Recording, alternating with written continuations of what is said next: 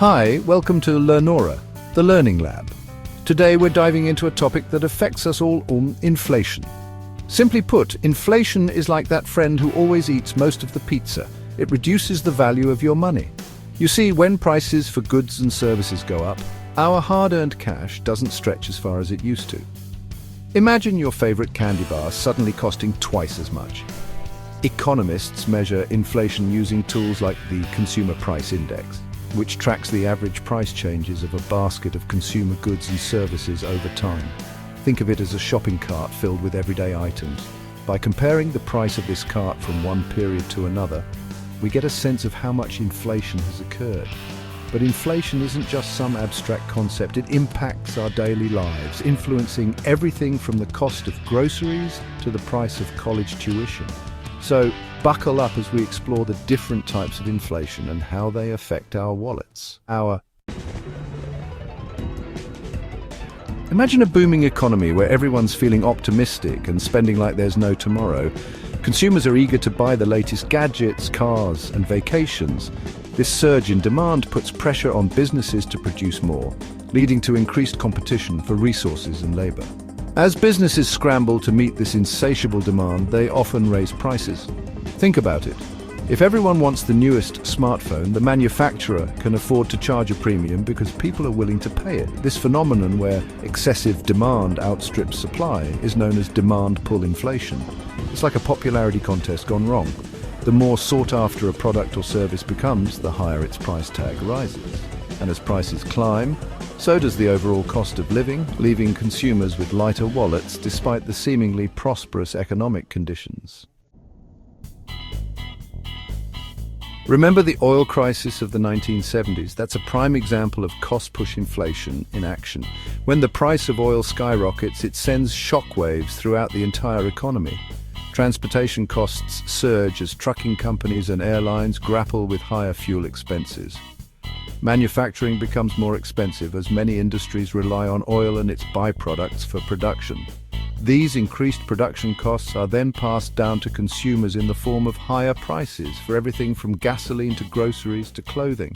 It's like a domino effect. One price increase triggers another, ultimately impacting the prices we see on store shelves. Cost-push inflation can be triggered by various factors, including natural disasters, political instability, or even government regulations that increase the cost of doing business. Regardless of the cause, the result is the same: a general upward pressure on prices that erodes our purchasing power. Imagine a world where everyone expects prices to go up in the future. Workers, anticipating higher living costs, demand raises from their employers. Businesses, in turn, increase the prices of their products and services to cover these higher labor costs. This creates a self-perpetuating cycle where rising prices lead to higher wages, which then fuel further price increases. This phenomenon, known as built-in inflation or wage price spiral, is deeply rooted in expectations. When people expect inflation to be high, they act in ways that perpetuate it, creating a self-fulfilling prophecy. It's like a game of hot potato where no one wants to be left holding the potato of decreased purchasing power. As prices and wages chase each other upwards, the value of money erodes, and we find ourselves on a continuous inflationary treadmill. Deflation, unlike its inflationary counterpart, occurs when the general price level of goods and services declines over time. Now, you might be thinking, wait, lower prices sound fantastic. While deflation might seem appealing at first glance, it can actually signal an unhealthy economy. Imagine a scenario where consumer demand plummets, perhaps due to an economic recession or a loss of confidence in the market. Businesses, faced with declining sales and a surplus of inventory, are forced to lower prices to entice reluctant customers. This downward pressure on prices can lead to a vicious cycle. Consumers, anticipating further price drops, postpone purchases, further weakening demand. Businesses, struggling to stay afloat, may resort to layoffs, exacerbating the economic downturn.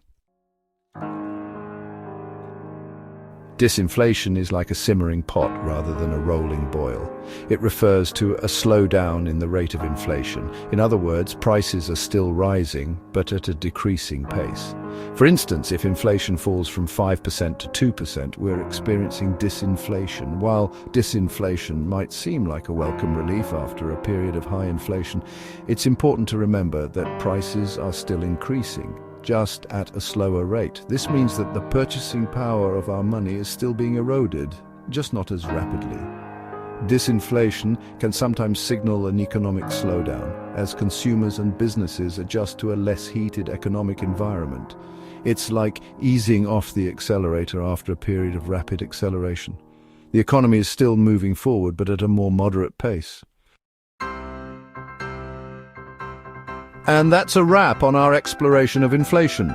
We've journeyed through the peaks and valleys of price fluctuations, uncovering the forces that drive inflation, from booming economies to supply chain disruptions.